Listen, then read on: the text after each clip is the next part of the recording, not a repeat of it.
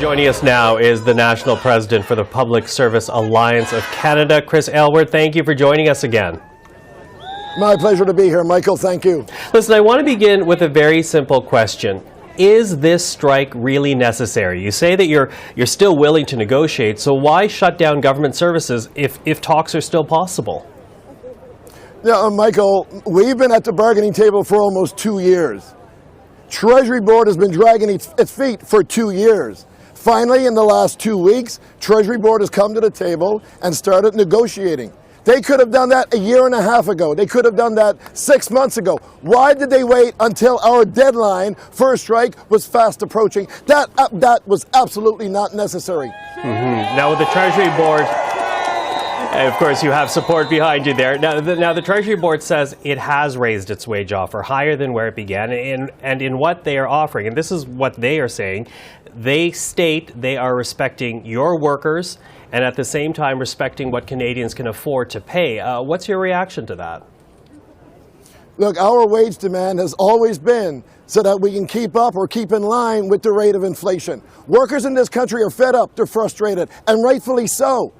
Everybody wants to pay workers nothing, but yet we sit back and we watch corporations make record profits. We're being gouged in grocery store aisles, we're being gouged in the gas pumps, but yet everybody wants to repress the workers' wages. When this government represses its wages on its own employees, what it's doing is repressing wages for all workers right across the country. Workers in this country are fed up and they deserve a fair and decent wage increase, and that is no different with federal public sector employees as well. How do you justify that? Carry that argument a bit more. How is this fight that you are currently engaged in with the federal government, how does that affect people across this country who are not public service workers? Because whatever happens at the federal level, Mike, and we've seen this, normally, will trickle down provincially, territorially, and private sectors, employers as well. If this government continues to offer like nothing at the bargaining table for our members, every employer in the country is going to feel, oh, the federal government didn't give their employees nothing, we don't have to give our employees nothing either. If this government believes, as they say, they believe in workers, they'll come to the bargaining table and they'd set that bar for all workers across the country. Okay.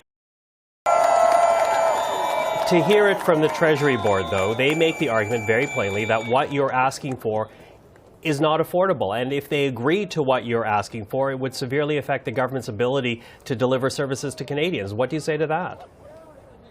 Our members have been delivering services to Canadians in a very quality way. This government is on record as saying we have a world-class public service. Well, if that's true and you believe that and we believe that, then come to the bargaining table and show us that. Standing up in the House of Commons and making comments about the great work of the federal public service, that's no good for our members. Our members can't bring that to the bank. We need a fair and decent wage offer, no different than any other worker in this country. Everybody thinks federal public sector workers are making six figures. The majority of PSAC members make between $40,000 and $65,000 a year. They're not senior executive pay. And at $40,000 to $65,000 a year can hardly have another rollback hit, and that's what this government is proposing. And I've heard you use that number before, and I know you say it's the majority. What percentage of your workers are actually making that amount?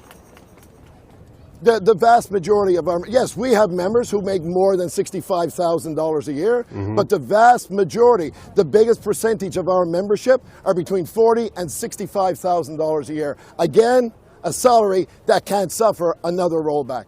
But you know, Canadians who hear this and might feel some sympathy, they're also facing some very severe disruptions now. How do you explain going on strike when the kinds of concessions that you're asking for, or at the very least the strike, will affect things like passport services, crossing at the border, immigration services, tax returns? How do you justify that to Canadians who are now wondering what this impact's going to be on them?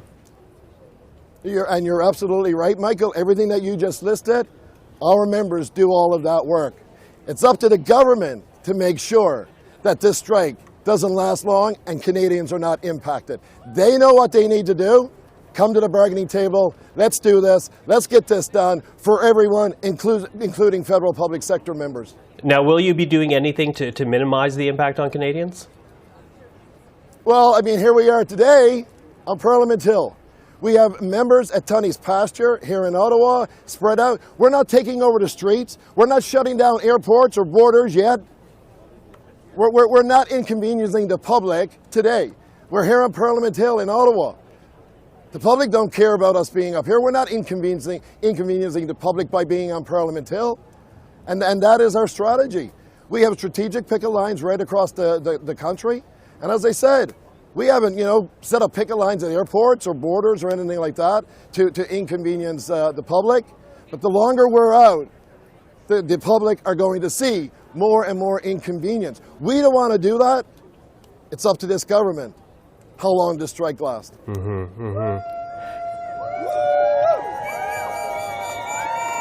Now, we mentioned all those services. I'm wondering as well how your own members are feeling right now. Going on strike will also hurt their household incomes. A strike pay barely pays for food for a family in a single day. So how are your members feeling right now? Michael, why don't I ask that question to the members are here? The question is, how are you feeling today? How are you feeling today?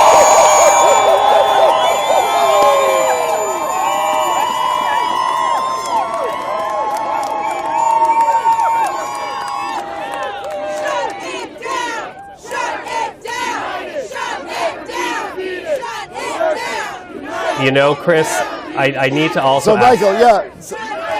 So, Michael, our members are out today. We don't want to be on strike, but we know this is the only tool we had left in our toolbox to basically get this government to come to the table with an offer that's fair and decent. We're continuing the discussions at the bargaining table. We're still hopeful. I mean, our goal from day one, even when we announced the strike results, we said from day one, our goal was to get to a tentative agreement. Our goal wasn't to go on strike. Nobody wants to be out here. Here we are. Now, I know there were a number of issues that were outstanding in terms of trying to come up with some type of tentative agreement. But given what we have just shared with each other right now, is it fair to say that this comes down to wages and money? Well, certainly, again, we didn't hide that fact. We said from day one, wages were the priority in this round of bargaining. In the economic context that we're in, everyone in this country is feeling the pinch. Federal public sector workers making $40,000 to $65,000 a year are no different.